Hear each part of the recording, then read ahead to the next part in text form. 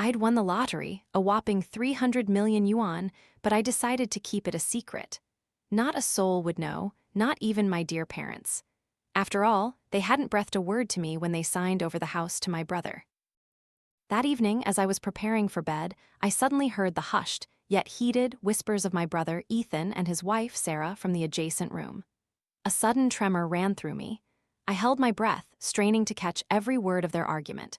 I couldn't pinpoint what I feared, but I instinctively pulled the blanket over my head, pressing it against my ears. Yet their every word, every phrase pierced through, reaching me with chilling clarity. Sarah's voice was firm, leaving no room for retreat. I'm returning to work soon, and Mom and Dad have their jobs too. You must hire a nanny, Ethan. Ethan's voice dropped, hushed. Our house only has 3 bedrooms. Where would a nanny even stay? Or how about a part-time nanny? Then we wouldn't need to worry about lodging. Sarah flared up, her voice unconsciously rising to a sharp pitch. Do you even understand what I'm saying? I want a full-time nanny, not just someone to cook, clean, and do laundry. I know, but if a nanny lives with us, where will they sleep? The room fell into an abrupt silence, and my last vestiges of sleep vanished completely. In the pitch-dark room, only a sliver of faint light seeped in from outside. Suddenly, Sarah erupted. What do you mean? Do you want me to quit? Let me tell you, never. I will never resign. Ethan's voice held a note of exasperation. I didn't say that, but we need to discuss this thoroughly. It's late. Let's continue this tomorrow. The sound of a door opening. He must have gone to the living room again. I didn't know what had shattered inside their room, but the baby, Leo, suddenly let out a piercing cry. I had no idea what truly transpired between them, only that I couldn't sleep a wink that entire night. Our house, approximately 180 square meters, boasts 3 bedrooms, 2 living rooms, and 2 bathrooms, situated in a prime location. Its current market value has soared past 20 million yuan, a property so valuable it's almost unsellable, its price far exceeding the market average. Years ago, my parents intended to purchase a new house, a proper home for Ethan. They planned to pour all their life savings into it, but to their dismay, house prices soared overnight. They'd already paid the deposit, yet the owner chose to pay triple the compensation rather than sell. Both my parents were teachers, their savings were modest, and so the house buying plan was indefinitely shelved. Ethan and Sarah never complained, but this perpetual delay filled my parents with a quiet guilt. They married late, a hurried wedding only taking place when Sarah became pregnant. Fearing their daughter-in-law might feel slighted, my parents prepared a meticulously elaborate dowry. Before the baby, the 3-bedroom house felt spacious enough. But with little Leo's arrival, infant essentials consumed every corner, especially Ethan and Sarah's already modest room. A baby crib left no space for Sarah's dressing table, which was then relocated to my room. Ethan, often working late, chose to sleep on the living room sofa, so as not to disturb Sarah during her postpartum recovery. My room was directly adjacent to Ethan's, while my parents' room was beside the living room. The next morning, I arrived at work, 2 dark circles framing my eyes. Lynn, seeing me, a veritable panda, couldn't resist a tease. Where were you last night, robbing chicken coops? Recalling the previous night's turmoil, I merely sighed, devoid of any desire to reply. Lynn, elegant, leaned against my desk, taking a slow sip of her coffee, her smile gradually fading. Something's troubling you, isn't it? Let me guess. It concerns your sister-in-law, right? I flinched, my gaze meeting hers, then offered a bitter smile. Lynn, you truly are a mind reader. Eager to confide, I recounted every detail of the previous evening. Lynn burst into hearty laughter upon hearing my story. She deliberately let you overhear, didn't she? She wants a nanny but doesn't want to share her space with one. Think about it, who's the only one in this house who can afford to give up a room? Naturally, it's a soft touch like you. She punctuated her words with a playful poke to my forehead. Little naive girl, you thought your sister-in-law was a good person? She's been secretly plotting your eviction for ages. I stammered, flustered. How can that be? Sarah is a very kind person. Lynn shrugged. Just think about it. Even you aren't entirely sure. Just because someone says they're good doesn't mean it's true. She tilted her head, her gaze steady, her tone a mix of seriousness and playful provocation. Don't fault me for being nosy, but you've just graduated, you have nothing concrete yet. You need to be cautious. Your house is in such a prime location, who do you think your parents will leave it to later? Don't be so blindly innocent that they can tear your heart out, and you'll still believe it's love. At this, Lynn's eyes suddenly darkened, an indescribable gloom clouding them. I didn't notice her subtle change. Her words, however, struck me as slightly amusing. How could I possibly contend for property with my own nephew? Lynn looked at me as if I were an utter fool. You must have been raised too sheltered, too naive since childhood, still believing your parents will give you a share, huh? Of course, my parents and Ethan understand me best, I replied, my smile unwavering. I can't speak for other matters, but my parents have never favored sons over daughters. From my earliest memories, whatever Ethan had, I had too. Everything in the house, save for gender-specific items, was always divided equally. They never showed favoritism. So I don't believe my parents would leave the house solely to Ethan, and I've certainly never harbored any intention of competing with my nephew for it. As I spoke, I realized my eyes were filled with a deep warmth. This was my unwavering source of pride and confidence throughout the years. I went home for lunch. The house was quiet. My parents, who taught at a middle school, weren't back yet. Ethan was working overtime at his company. Only Sarah was in the living room, cradling Leo. I placed the box of cherries she liked on the table and asked, feigning indifference, "Sarah, what do you want to eat? I can cook for you." She gently patted the baby in her arms, her voice dismissive. "Cook whatever you like." I headed to the kitchen to prepare lunch while she lulled Leo to sleep. A moment later, Sarah walked in, standing at the kitchen door, scrutinizing me with an unreadable expression. "Did Ethan and I's argument last night, did it affect you?" My hand paused for a fraction of a second, then quickly regained its composure. "No, not at all." Perhaps I lacked any acting talent, because observing my expression, she immediately realized I had heard everything. I don't know if I was overthinking, but Sarah seemed to let out a subtle sigh of relief. An invisible, heavy feeling seeped into my heart. "Lily," Sarah called softly, her voice tinged with helplessness. "I didn't mean to cause trouble. You're a woman, you're working now, you must understand how difficult it is for women in the workplace." She paused for a moment before continuing. "My family lives in the countryside. I worked incredibly hard to get into university and find a stable job here. It wasn't easy to get to where I am today, so I can't give up my work." Sarah kept talking, explaining why she had no choice but to consider hiring a nanny, a side of her I had never seen before. Indeed, when people's self-interest is at stake, they become as sensitive as a cat whose tail has been stepped on. I no longer clearly heard what she said afterward. In my mind, only Lynn's words replayed, each sentence a stinging slap to my face, burning and painful. I didn't know what to say. Did she want me to move out? I was unwilling. Voluntarily leaving and being driven out were two entirely different things, especially from a house I had lived in for over 20 years. Amidst the chaos in my mind, I only remembered blurting out, "Sarah, I'm sorry." Her face immediately turned grim. She turned and walked away. The dishes I had just cooked, still steaming, ultimately ended up in the trash. This was certainly not what Sarah wanted to hear, but I couldn't bring myself to say anything else. In the following days, every night, the sound of Ethan and Sarah arguing echoed through the small house. Since that day, she and I hadn't spoken. The atmosphere at home was extremely tense. This made my parents anxious to the point of irritation. They kept sighing in their bedroom. "If only we had bought a house a little earlier, we wouldn't be in this predicament," my mother lamented, her voice full of helplessness. I never imagined that at this age, I'd still have to worry about housing for my children. My father lowered his head, his voice deep. "Who would have thought house prices would rise so fast? Now, even if we pool all our savings, we can't afford one. Should we buy an old house then? A dilapidated old house you'd want to tear down in a cramped space of only 40-50 square meters. Who could stand that?" At dinner, the dining table was filled with the smell of gunpowder. Ethan and Sarah's faces were tense. My parents sat beside them, reserved, not daring to speak, fearing that one wrong word would ignite a fierce blaze. Just then, Sarah spoke up. "Mom, Dad, I want to bring my mother here to take care of Leo." The whole family was stunned. Ethan stared at her, clearly, they hadn't discussed this beforehand. But even with everyone's astonished gaze, Sarah continued, "My mother is self-employed, unlike Mom, who has a fixed job. She can take better care of Leo than a nanny, and I'll also feel more at ease going to work." My mother put down her bowl, her smile a little strained.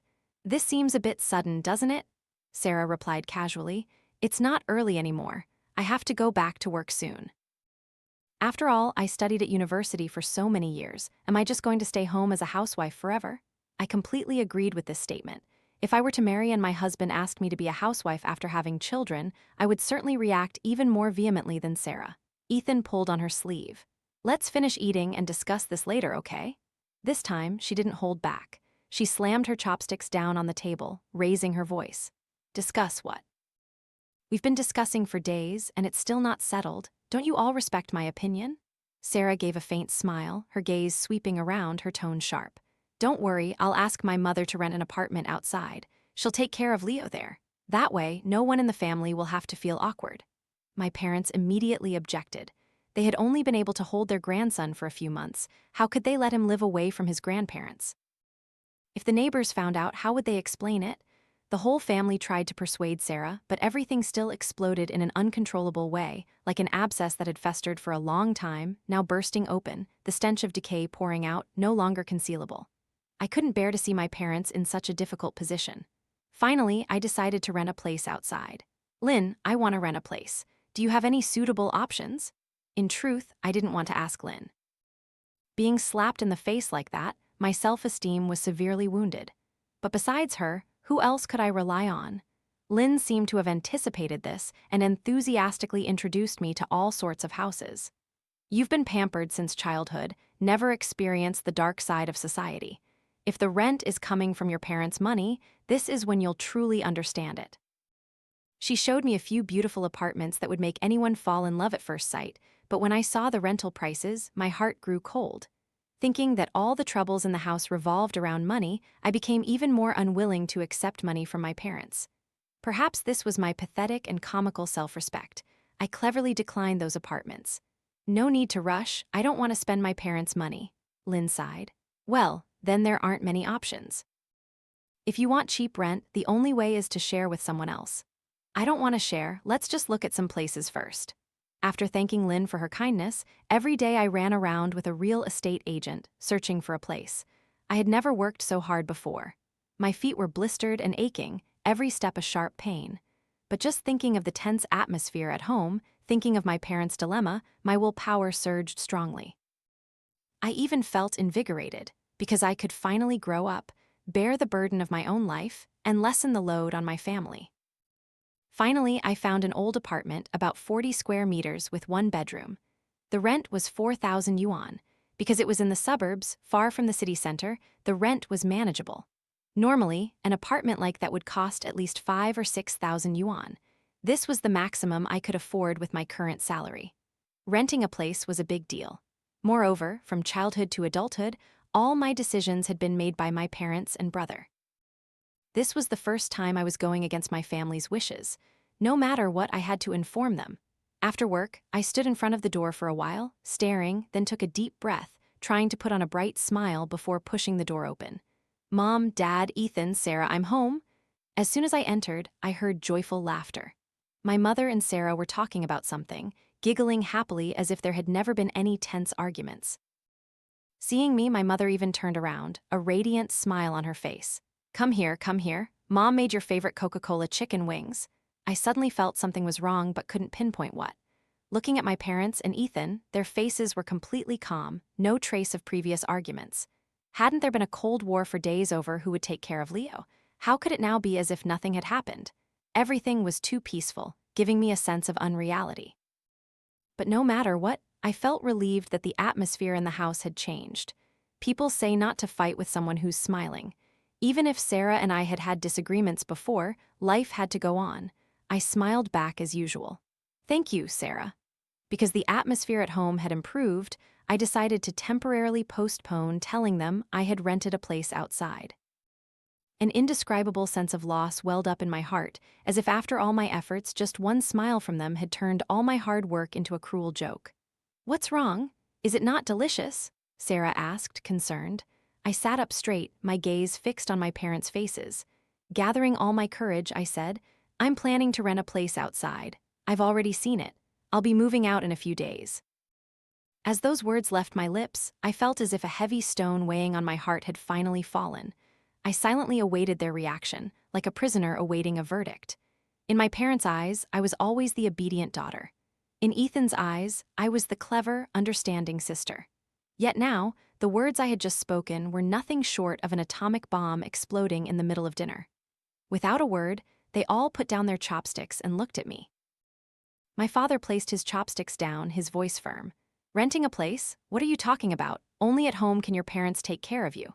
My mother immediately added, That's right, daughter, it's not safe outside. Listen to mom, stay home. Ethan remained calm, not rushing to scold or lecture, but his hand gripping the chopsticks was clenched so tightly that veins popped out. I scoffed inwardly, Stay, really? Suddenly, I regretted not deciding to move out sooner. If I didn't have to worry about their expressions, perhaps I would have been freer. Of course, I didn't dare to say these words out loud. Eventually, they stopped trying to stop me. Ethan was the one who took me to move. He drove me to the apartment I rented, standing there for a long time without saying anything. His eyes were filled with astonishment, then gradually a hint of pity, but what bothered me the most was the remorse in his gaze. I pretended not to see it, afraid that if I looked a moment longer, I wouldn't be able to hold back my tears. This is the maximum I can afford, I said. Let's find another place. I'll pay for you. Fearing I would refuse, he quickly added, Don't worry about Sarah, she'll definitely agree. My nose stung. I pretended nothing was wrong but didn't dare to meet his gaze. It's okay, I'm grown up, I can take care of myself. I smiled softly, trying to reassure him. Besides, this place isn't bad. Other than being a bit far, there are no problems. My voice trailed off, finally falling silent. Ethan reached out and patted my head, seemingly about to say something, but then stopped. Inside the small, cramped apartment, he still couldn't help but frown. This time, however, he didn't tell me to find a new place. He just rolled up his sleeves and silently helped me clean up. Afterward, he even brought gifts for the neighbors, hoping that if anything happened, they could help me a little. Watching Ethan busy running in and out, I suddenly felt a warmth spread through me. No matter what, he still loved me. Sarah started smiling more. She had returned to work and hired a nanny. Everything was well arranged. But I looked at my old room, gradually filled with miscellaneous items, an indescribable emotion welling up within me. My beloved floral bed frame had been replaced. I realized that room no longer belonged to me. From then on, the number of times I went home decreased. From 3 times a week, it became once a week, then once every 2 weeks. Each time I returned, I brought fruits, suddenly realizing I was no different from a guest visiting the house. Whenever my parents complained about my not coming home, I would use work as an excuse. It wasn't that I didn't want to go back, but I was afraid. Afraid that each time I returned, I would find my place in this house fading even more, afraid that I would regret my impulsive decision to move out. This time, my parents urged me to come home again. I suddenly remembered it had been half a month since I last visited. I left work early and hurried home, but my parents and Ethan weren't back yet. After soothing Leo for a while, I went to look for Sarah. Just as I reached her door intending to knock, I suddenly froze. Sarah was on the phone. Mom, Dad, we've already transferred the house to Ethan and me. Now, even if I don't work, it doesn't matter. Ethan's annual salary is nearly 1,000,000 yuan. That's enough for us. Don't worry, Mom, I'm not short on money. Besides, all the assets will be left to Leo later. Why do I need to worry? Ethan was my brother. My soul felt torn apart, a pain so intense I couldn't utter a word.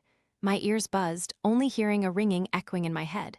Lynn's words from before were now a direct slap to my face, burning and humiliating. This time, I almost completely collapsed. Tears had already flooded my face. I didn't even bother to wipe them away anymore. So this was the truth. So Sarah's sudden change in attitude was because of this. So the remorse in Ethan's eyes wasn't because he cared for me, but because they had wronged me. So the rent he wanted to pay for me wasn't out of concern for me, but because he thought it was compensation. So from the very beginning, I was never truly a part of this house. No wonder.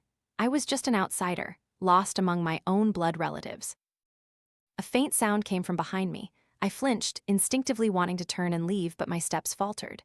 Where would I go now? I no longer had a home to return to. The nanny, carrying Leo, walked past and seeing me crying, asked worriedly, Lily, what's wrong? Why are you crying? Sarah's room door opened. She looked a little disheveled. When her eyes met mine, she briefly panicked and looked away. Oh, Lily, why are you home today? I coldly cut her off. I heard everything. She froze, her face paling. I don't know how I left there. I only remember my mind being blank the entire way back. My soul felt drained. Arriving at my small apartment, I collapsed onto the bed, burying my face in the pillow, sobbing until my whole body trembled. It felt as if the entire world had abandoned me. I was completely oblivious that there was still someone else in the house until the pain in my heart subsided. I gradually realized something was wrong. The air in the room was stiflingly silent. Suddenly, fear rose to my throat. At that moment, nothing was more important than my life. I clutched my phone, pretending to order food online but actually sending an alert to the police. I tried to keep my voice calm, but the panic could still be heard in every word. I was afraid that if I changed my demeanor, the person would realize something was amiss and rush to harm me. Fear tortured me to the extreme. The shock from my parents, the pain of being abandoned, and now a thief right in my tiny apartment, it all felt like a sharp blade cutting into my heart, making me cry uncontrollably. Perhaps because I was so distraught, the person didn't dare to act rashly. The police quickly arrived. The thief was escorted away, and I was taken to the station. Late at night, my parents and Ethan came to pick me up, but Sarah was not there. My mother rushed to hug me tightly, crying and sobbing. "Lily, are you okay? I'm so sorry, I'm so sorry." My father and Ethan stood beside them, silently turning away to wipe their tears, but I only felt amused. Who were they putting on a show for? Did they need to be so ridiculous? Even if they genuinely cared, I no longer felt grateful. I didn't even want to see them at that moment. My mother hugged me as if she had found a precious treasure, her voice trembling. "Come home, daughter. Let's go home, don't stay there anymore." I pushed her away, my gaze lowered, hiding the sarcasm in my eyes. "Not there anymore? Then where? Do I have anywhere else to return to?" My voice trembled slightly. A simple question, but it plunged the atmosphere into silence. The biting night wind blew through, seeping into my skin, making my whole body shiver with cold. But the coldest part was still within my heart. Their eyes showed pity, but I didn't want to stop. "Are you going to take me to a hotel to stay temporarily? Or go back home and squeeze in with the nanny? Will Ethan and Sarah agree to let me come back? Mom and Dad, can you make decisions in someone else's house?" I saw my parents' lips tremble. At that moment, I felt ridiculous. My nose stung, my eyes red and sore. I looked up at the bright moonlight above. Perhaps because I had cried so much, my eyes were dry and aching, but the tears still wouldn't stop. Finally, I no longer cared about my dignity. I squatted on the ground, crying like a pathetic, homeless person. I cried for my foolishness, for my own tragic, ridiculous, and pitiful self. I wiped away my tears, gritting my teeth. If there's nothing else, I'll go. I have to go to work tomorrow. At this moment, I could only rely on my job. At least work could bring me money. At least it could help me avoid being so poor that I had to live on the streets. That night, I found a hotel to sleep in. 2 days later, my parents and Ethan came to help me move. Whether I agreed or not, they moved all my belongings. Ethan had rented an apartment for me near his company. This apartment was more spacious and cleaner than my old place, one I had seen before but couldn't afford. I stood in the apartment, giving a faint, mocking smile. "This place is too expensive, over 10,000 yuan a month, even higher than my salary." Ethan stood beside me, ignoring my sarcastic tone, and simply said, "You're more important than anything." I burst out laughing. Sarah's salary is over 20,000 yuan a year, and she still can't bear to spend recklessly. Spending 10,000 yuan to drive me away, to ensure I don't come back and compete for a room with the nanny, is probably worth it to them. My parents and Ethan fell silent. I didn't say anything more. I just felt uneasy but no longer bothered to hide it. I found myself beginning to look at everything with the utmost malice, but it felt strangely comfortable. I said what I thought, no longer needing to care about others' feelings. Who told them they were the ones who wronged me first? As long as they felt guilty towards me for a single day, I would seize the opportunity to assert my rights. I also had to learn to think for myself. My mother looked at me, her voice full of pleading. "Lily, come home for dinner today, okay?" Looking at her eager eyes and the deep wrinkles at the corners of her eyes, I finally didn't refuse. When I got home, I found that the nanny had disappeared. In the living room, there were only my parents, Ethan, Sarah, and me. My father placed a bank card on the table and slowly said, "There are 4 million yuan in here. 2 million from your mother and me, and 2 million from your brother. This money is for you. You can do whatever you want with it." I looked at the card, understanding that this amount had probably drained all their assets. I didn't know if this was compensation or just a form of charity. Perhaps in their eyes, daughters were inherently meant to suffer, so giving me such a large sum of money was already very generous. I deliberately put on a moved expression. It was just an act. Sure enough, my mother couldn't bear that look and quickly pushed the card into my hand, her voice trembling with remorse. "Mom knows not discussing this with you was wrong, but none of us ever intended to deceive you. We were just waiting for the right moment to tell you. Originally, your father and I planned to give your brother money to buy a house, but unexpected policy changes happened too quickly, and we couldn't react in time. My eyes reddened, but I couldn't utter a word. Ethan sighed and placed a piece of paper in front of me. This is a promissory note I wrote for you for 3 million yuan. Even with the money in the bank card, it's not even half the price of the house. I glanced at Sarah, noticing her face was pale. When her eyes met mine, she forced a smile, but it was uglier than a grimace. She might as well not have smiled at all. She knew everything but chose to remain silent. She had always been a shrewd person. She would certainly know what was the most advantageous choice for herself. I raised an eyebrow, my tone nonchalant. So much money, huh? Is it legally binding? Or will this paper turn to dust after a century? Ethan calmly replied, "Don't worry, this document is permanently valid. If you don't believe me, we can find a lawyer." Sarah looked up at me, her eyes sincere, as if she were truly thinking of me. She spoke softly, "A home is a woman's spiritual sanctuary. Whether young or old, healthy or sick, everyone needs their own peaceful haven." Whether she was feigning or sincere, I no longer cared. I only felt disgust. I smiled, my voice airy. "I'll gift this 4 million yuan to you, Sarah. Buy a house and move there. Ethan's annual salary isn't small. You two can totally pay a mortgage." None of them said another word. The 4 million yuan in the card at least brought some temporary stability to my heart. Thinking that it didn't matter even if I quit my job, I strolled aimlessly through the streets. Yes, I still accepted the card, because I knew this was the only thing I could get. Asking them to transfer the house to me was impossible. How could one force people to spit out something they had desperately swallowed? But by now, I no longer cared whose name the house was under. My heart had long since grown cold. As for that promissory note, 20,000 yuan a month, 240,000 yuan a year, it would be paid off in 10 years. It had legal effect. Consider it long-term retirement insurance. Remembering Sarah's expression just now, I couldn't help but laugh. But when I turned and saw my reflection in the glass window opposite, my smile froze. My face stiffened. When did I become this hateful version of myself? "Beautiful lady, would you like to buy a lottery ticket to try your luck?" The lottery shop owner nearby, seeing me standing blankly in front of his store, enthusiastically called out. I blinked, took out 1,000 yuan, and bought a lottery ticket. Looking at the numbers on the ticket, I casually tucked it into my jacket pocket and strode away, leaving behind the astonished gaze of the shop owner. Only busy people don't have time for idle thoughts.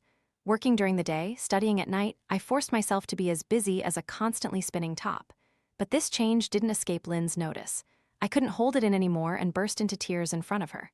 Lynn gently wiped away my tears, her voice warm and deep. "Don't cry. You should be happy you saw through them early. Otherwise, you might have had to endure it for years, even decades.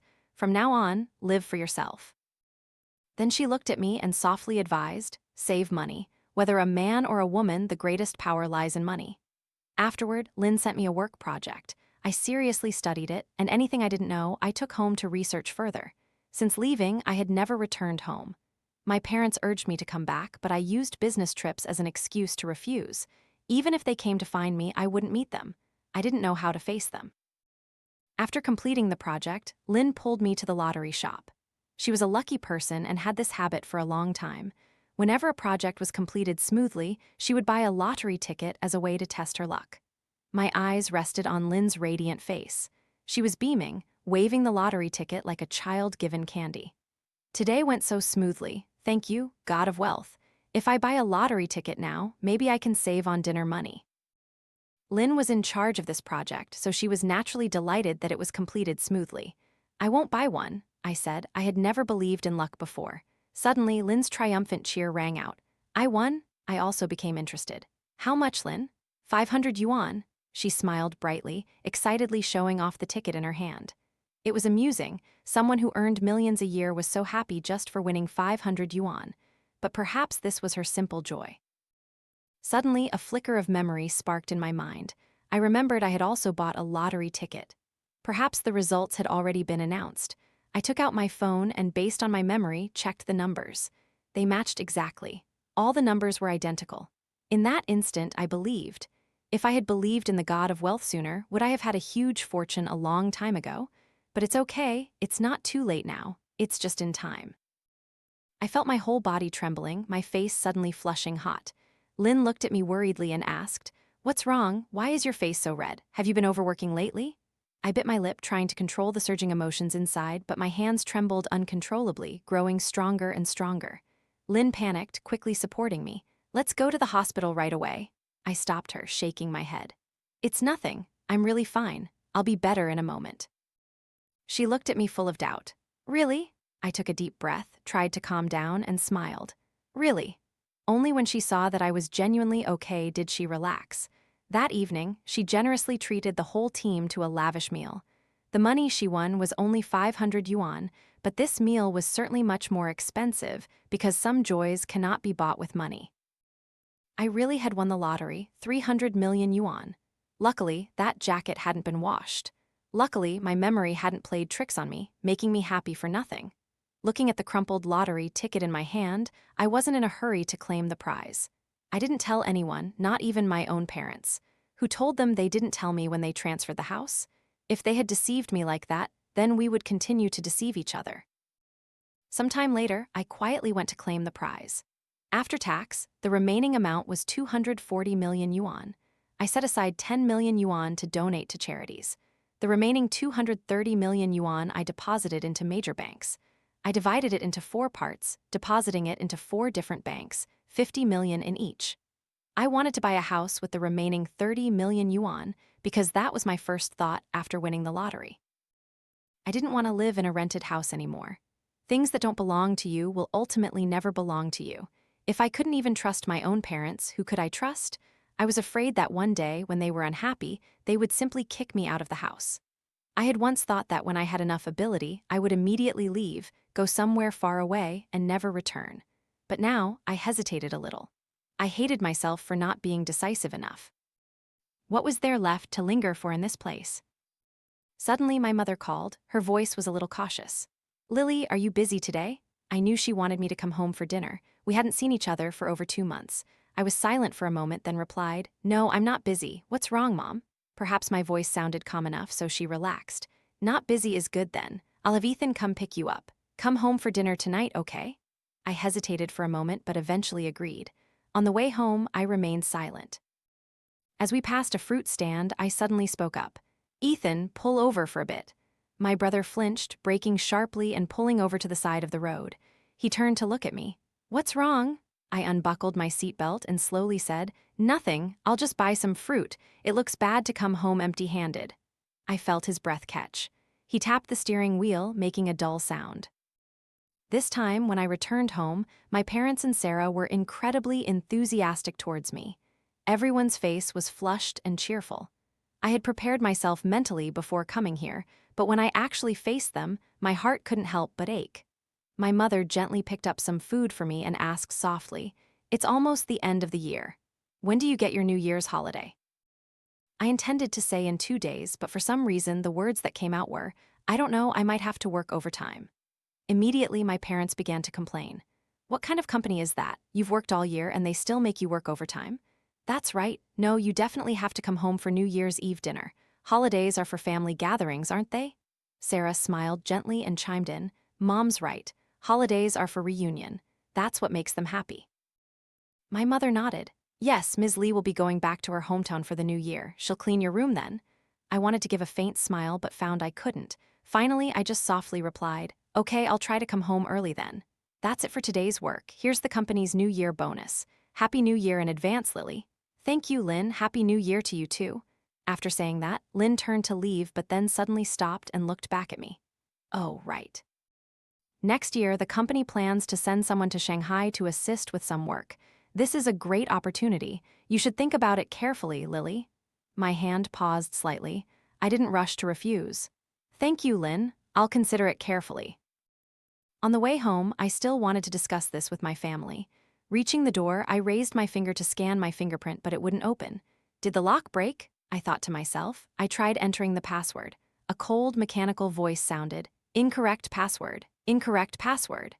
Each word felt like it was pulling me into an ice pit. My hands and feet went cold. I didn't even have the courage to try again. I didn't even think of using the key. Just then, an arm reached out from behind, pressed the lock, and a strange series of numbers chimed. The door opened. Lily, the house lock was broken. We just replaced it yesterday. Even the password has changed.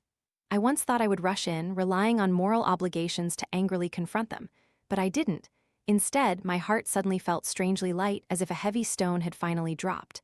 I stood at the door, expressionless, and pulled out my phone. "Lynn, I want to go to Shanghai." "Are you home? Why don't you come in?" My mother heard the movement and came out. Seeing me, she was both surprised and happy, having thought I wouldn't come, but amidst her joy, a hint of awkwardness lingered. "Come in quickly, it's cold outside." The password changed, I couldn't get in. My mother didn't seem to care much. "Oh, the lock was broken yesterday. Your sister-in-law changed the new lock. Didn't she tell you?" I gave a faint smile, but the smile didn't reach my eyes. My mother suddenly understood, her face darkening. "Your sister-in-law probably just forgot. We've been too busy lately." "Mom, you don't need to explain. Let's go in." I knew what my mother was thinking. Whether she thought Sarah forgot accidentally or deliberately, there was no need to make the family atmosphere tense over such a small matter. At the dinner table, my father poured wine and offered a toast. I sat there quietly, hearing every word they said clearly. My mother nudged me gently. "Lily, say something too." I picked up my wine glass and slowly stood up. "The house lock changed. Why didn't anyone tell me? If you didn't want me to come back, why bother pretending to be happy to welcome me?" The atmosphere paused, the smiles gradually fading.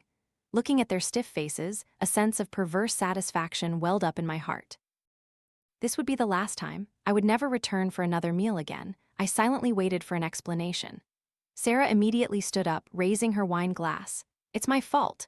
Work has been so busy lately. I thought I had already messaged you. I'm so scatterbrained. I'll punish myself with 3 glasses."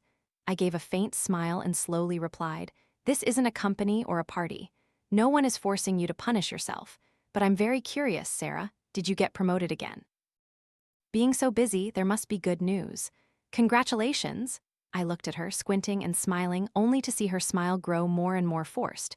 It seemed her work wasn't going so smoothly, but I felt very pleased. "Come on, we're all family. Why argue over such a thing? Sit down and eat." "That's right, Sarah didn't mean it. The whole family forgot to remind you. After dinner, you can just register your fingerprint." "I apologize too, Lily. It's really our fault." In this moment, I just wanted to flip the whole dinner table. My fingers trembled slightly, but in the end, I just heavily placed my wine glass down. "So that means everyone thinks I'm making trouble for no reason?" Everyone was silent. I gave a faint smile. "They say a daughter who gets married is like spilled water, but I don't even have a boyfriend yet, and I've already become an outsider."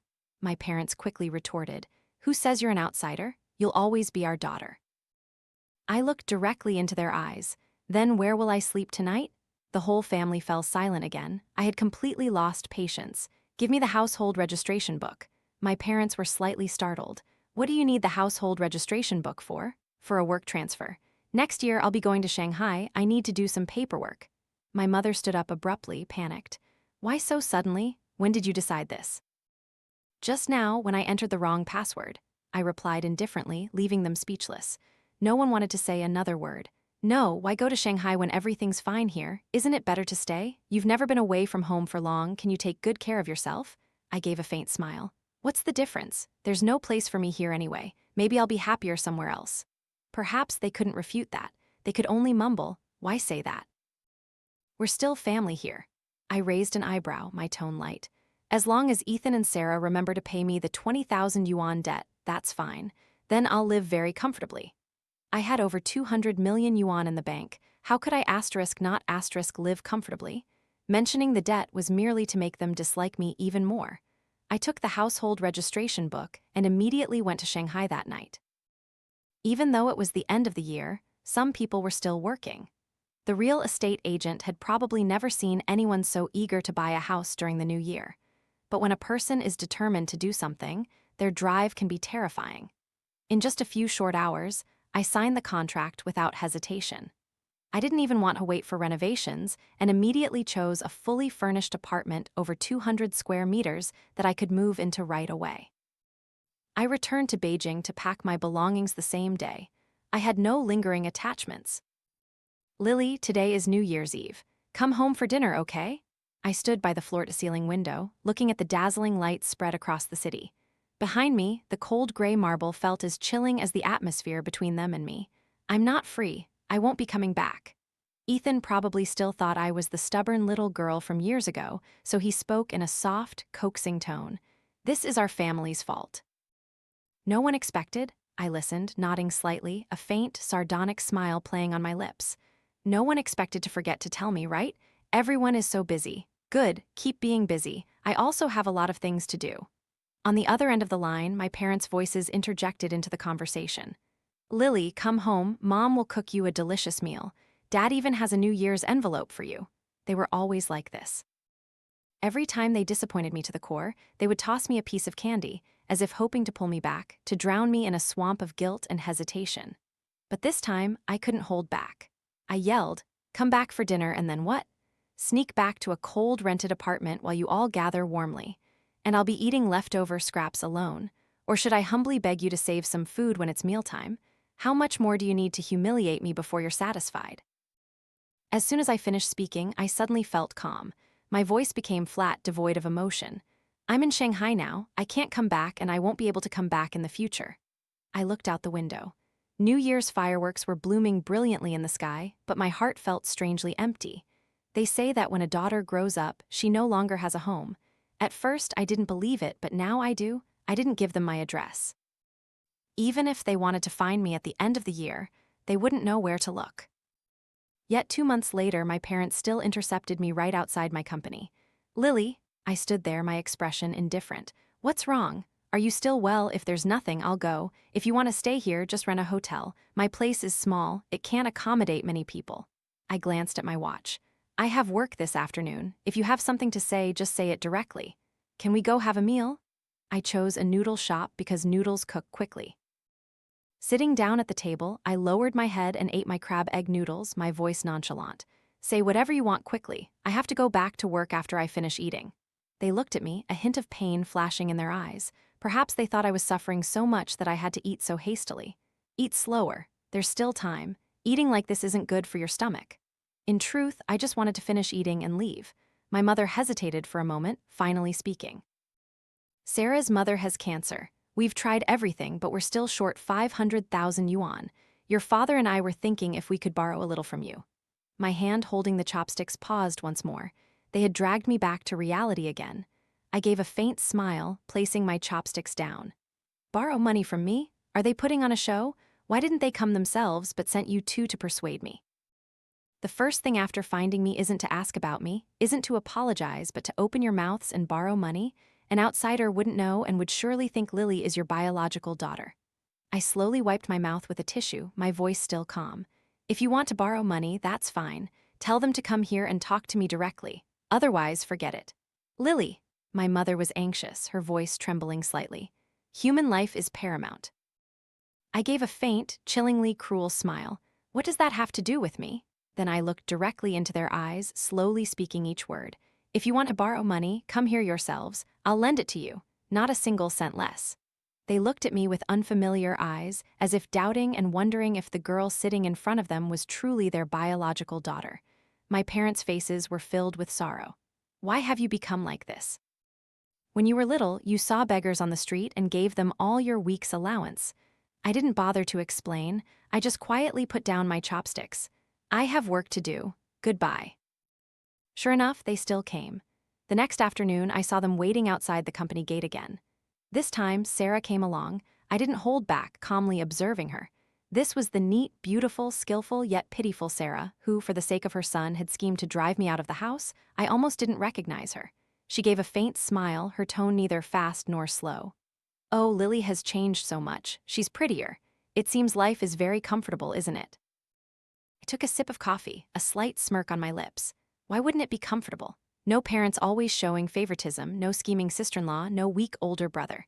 I don't need to go to work and still get 20,000 yuan every month. What more is there to complain about in this life? Then I tilted my head, pretending to suddenly remember. Oh, you all came here to borrow money, right? We're all family, so I'm easygoing. So you two don't need to send me an allowance anymore.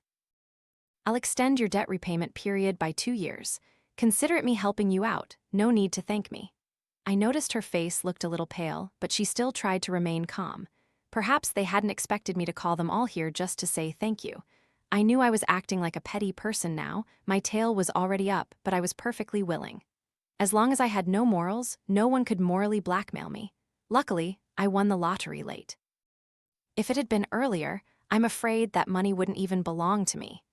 Thinking of the 200 million yuan in my bank account, I felt invigorated again. Sarah suddenly spoke up, her voice so gentle it sent shivers down my spine. Lily, I'm sorry, I shouldn't have hired a nanny back then, and I shouldn't have forgot to tell you about changing the house lock. Can you lend me 500,000 yuan? This money is really important. As she spoke, she suddenly stood up and knelt before me. I squinted, giving a faint smile. Trying to use public opinion and morality to pressure me? She immediately shook her head. No, I'm not. But I saw her eyes filled with calculation. Good. I've already used all my money to buy a house. I'm still paying monthly installments, so I haven't saved a single cent. Anyway, Sarah, didn't you once say that a daughter must buy a house to live confidently, right? Originally, you even advised me to buy a cramped old house, didn't you? I paused for a moment, smiling meaningfully. It's only 500,000 yuan. You all can totally borrow from the bank. Your house is worth over 20 million yuan. Why come to me to borrow money? Or do you think I won't charge interest, or even that I'll feel guilty and obediently return home? I smirked, slowly asking, do you think I'm right? 500,000 yuan and you open your mouth to borrow from me? In your eyes, am I really such a soft target? Ethan spoke up, his tone somewhat flustered. Lily, Mom and Dad, Sarah, and I didn't think that much. It's just that coming to you, we could borrow the money sooner. I shrugged, calmly saying, oh my, so it turns out I misunderstood you all. I told you I used all my money to buy a house. Now I don't have a single cent left. So, whether they came or not, it wouldn't change anything. I simply wanted to play with them a little. I smiled, looking at them with eyes full of mockery. Who told them they were foolish enough to trust me again and again? It's not early anymore. You all need to hurry to catch the last high-speed train. I'm leaving first. I have to go to work tomorrow. As I stood up to leave, I deliberately held up my newly purchased handbag, a bag worth over 70,000 yuan, but which I carried casually, as if it were an ordinary item. Sarah's eyes were glazed, filled with resentment. Let her hate. A person full of resentment in their heart can never live at ease. In the end, they still had to borrow money from outside, but fate was cruel. After the surgery, the patient's body went into severe shock from the medication. 3 months later, she was gone. Sarah came to find me a second time, looking visibly distraught. Her face was haggard, her eyes weary and gloomy, as if she had aged a great deal in a short time. She stared at me, her voice hoarse. Are you very pleased? Seeing me so broken, you must be gloating, right? I gave a cold laugh without concealing my emotions. Yes, I really am very happy, but what's with that look in your eyes, Sarah? Your decline isn't my fault. For you to live comfortably, I didn't even have a home of my own. What more do you have to be dissatisfied with? She burst out laughing, a laugh full of mockery and bitterness. I rested my chin on my hand, leisurely asking, I'm very curious. Why were you so insistent on driving me out back then? Was it for my parents' assets, or simply because you didn't like me? I had thought about it for a long time but couldn't understand. She wasn't like that before. Old memories suddenly flooded back. I remembered the first days she stepped into this family. She was always warm and gentle, like a true older sister to me. At that time, I had trusted and cherished her. She sighed, her voice heavy. You don't understand. When everyone went out to work and I was alone at home, I felt incredibly suffocated. I was worried, afraid of losing my job, afraid that in the future I would have to beg others for money. You don't know what it feels like to be an outsider, like drifting duckweed with nothing to cling to. She continued, I didn't want to live a life of dependency. Only when my name was on the property deed did I feel a little at ease. She cried as she recounted, but I felt nothing. Even so, I still nodded in agreement. Yes, the feeling of living in dependency is truly very unpleasant. Her eyes flashed. She quickly looked at me as if finding empathy, but I merely smirked, my tone cold and changing direction. So you had to make me the one living in dependency. You take what doesn't belong to you from others and still want to talk reason? I don't believe Ethan never suggested you rent a place. It's just that you didn't agree, right? It's true that you always think of yourself as a zebra, clear and articulate in your speech, but in reality, you're just hiding your selfish nature. There were many reasonable solutions initially. If she truly felt insecure, they could have moved out and built their own lives. But they didn't do that. So I had to bear everything, even hiding the change in property ownership from me. I am not a saint. I can never empathize and I can never forgive. As I turned to leave, I heard her whisper, I'm sorry. But I didn't bother to reply. If her life had been smooth, would she not have made things difficult for me? No, she would simply be happy that she had made the right decision for herself. 2 months later, I resigned and enrolled in graduate school. A year later, I returned to school, right there in Shanghai. Whatever happened out there, I no longer cared, because that new year had left a thorn in my heart.